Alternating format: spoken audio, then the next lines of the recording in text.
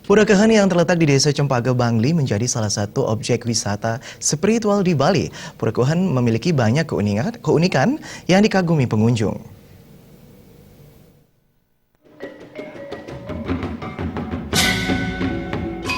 Pura Kehen terletak di selatan Bukit Bangli di lingkungan Pakuwon. Pura Kehen berjarak 45 km dari kota Denpasar.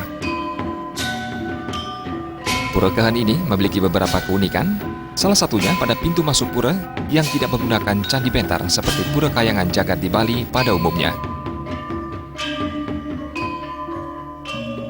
Pura Kehen ini menggunakan candi kurung.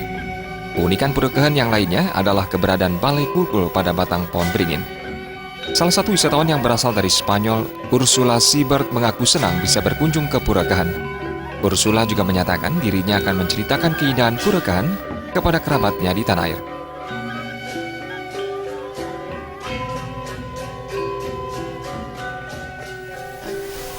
We wrote about the temple in a book before we came, and now it's very beautiful. We like it very much. I will tell them about, yes, I also send them photos from every place I go, and when I come back I will tell them.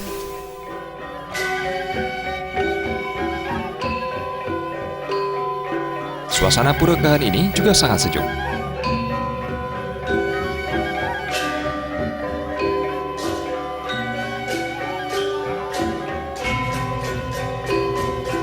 Piodalan di Pura Kehen ini setiap Budak Kliwon Wuku Sinda atau Hari Raya Pagar Wesi.